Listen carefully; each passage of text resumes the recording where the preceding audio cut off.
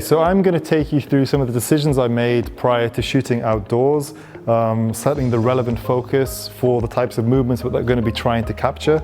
I start by pressing into the menu here, and it makes sense first of all to put the camera into AFC. So I'm just using the touchscreen here.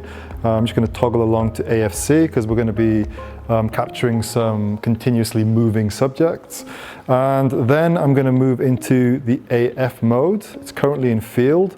So we are going to scroll along to face and body detection, which is going to make things a lot easier. And finally, I'm going to visit the AF profile section. So let me just click in here. We are currently on team sport, so that's not going to be relevant to what we're photographing here. So I'm going to click in there and I'm going to toggle across to the most appropriate setting. Children and pets being the default setting, which is best for the widest range of subjects. And I think that's going to be the most suited to what we are trying to photograph. So click in there. And you'll notice these are some of the options that I explained before: depth sensitivity, field movement, and shift in direction. Now, it's currently in its default position. Settings are 0, 0, plus 1. If I want to change some of those features, I can just toggle down with the joystick, and I can click in there and I can up the setting. So this is basically upping the responsiveness. Right here I'm looking at the depth sensitivity, but I'm quite happy with the default setting on this occasion. So I'm going to click out of there and come up to this little reset icon. So you don't have to panic if you've made some settings. It's extremely easy to go back to your default settings, click, and that takes you back. So I think that makes us ready for shooting.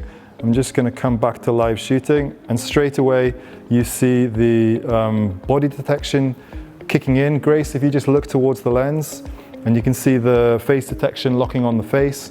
And if you just start to do a few little slow movements, turning away, there's the body detection kicking in. So you can see it using a combination of those two technologies, and it kind of seamlessly moves between the relevant one. If you just step slightly further back into the frame, that's it.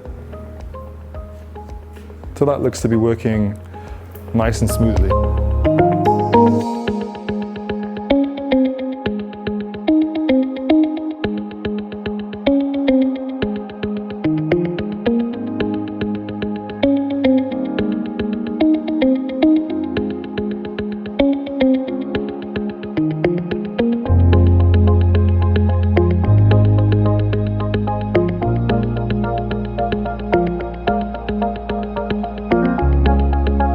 So you probably noticed that Grace has now changed into some sporty attire. This is because we will be photographing some more athletic movements, some more high-paced action, and I will be selecting the relevant AF profile. Let me first just clean up the display here so you have a better look.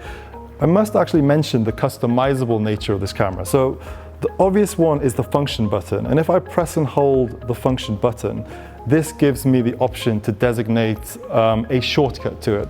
And there are actually 6 customizable buttons on the camera. The function button, the one next to the electronic viewfinder, 2 on the front, and there is actually a 2-button split button on the front. So in total, that's 6 options to access some of your favorite features.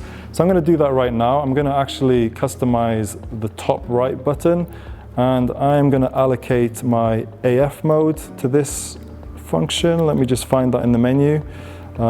Focus mode. So if I press this now, I can now access AFC, which is what's going to be most relevant to the shooting outside. Select that. Now let me toggle into the menu, and I'm going to go straight into AF profiles. We're not going to use the default setting, children and pets. We're going to scroll further. Let me move forward. Team sports is actually something we might use. This is going to be very good at keeping up with Grace if suddenly she runs, let's say, in between columns.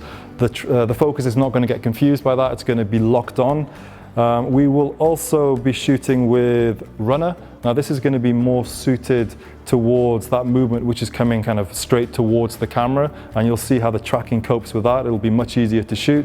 And we might also flip down to these options below, where we can actually start to customize those three parts of the menu: depth, sensitivity, field movement, and shift in direction. These are the things we discussed earlier. And we'll find the best setup for the movement that we're photographing. So let's go and take some pictures outside.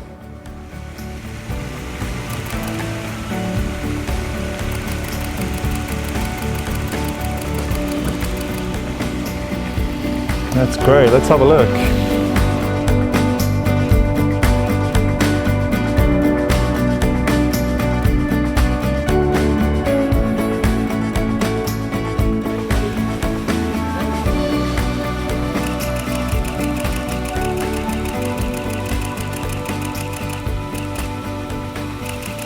Okay.